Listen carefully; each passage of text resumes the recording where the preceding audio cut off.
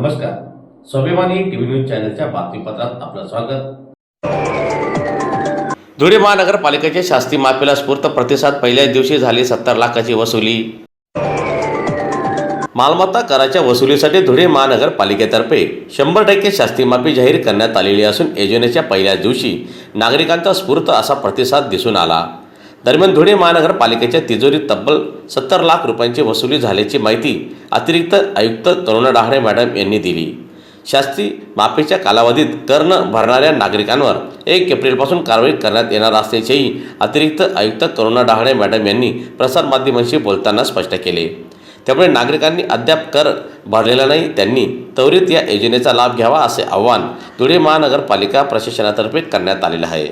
मी करुणा डहाळे, अतिरिक्त आयुक्त धुळे महानगरपालिका. सध्या धुळे महानगरपालिकेतर्फे प्रॉपर्टी टॅक्समध्ये 100% शास्ती माफीची सुविधा देण्यात येत आहे आणि ही सुविधा 31 मार्चपर्यंतच उपलब्ध असणार आहे.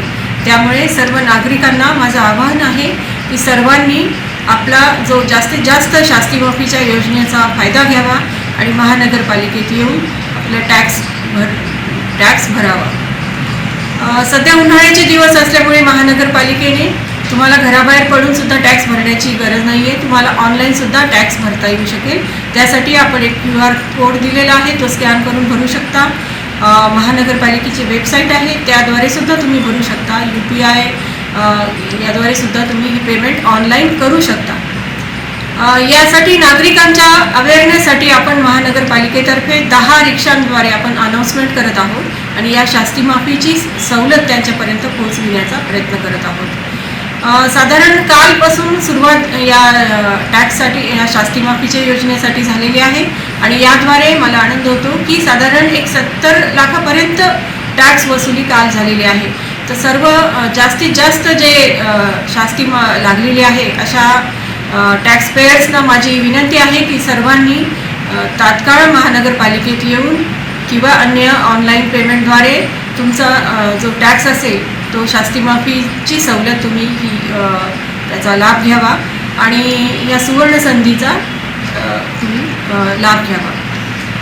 अदरवाईज असं जर तुम्ही केलं नाही तर 31 मार्चच्या नंतर महानगरपालिका आपला कारवाईचा बडगा सुरू करेल आणि मग मात्र तुम्हाला म्हणजे जप्ती असो किंवा दुसरी ऑप्शन असो किंवा दुसऱ्या ज्या कटू कारवाईला सामोरं जावं लागेल. तर कृपया तुम्ही अशा कटू कारवाई करण्याची वेळ महानगरपालिकेवर येऊ देऊ नका, हीच विनंती आहे. त्यानंतर महानगरपालिकेमध्ये याच्यासाठी स्वतंत्र कक्ष आपण स्थापन केलेला आहे. तिथं पिण्याचं पाणी, बसण्याची व्यवस्था, टेंट, शेड, सावली वगैरे या सर्व सुविधा उपलब्ध करून देण्यात आलेल्या आहे. त्यामुळे पुन्हा एकदा मी सांगते की सर्वांनी याचा लाभ घ्यावा.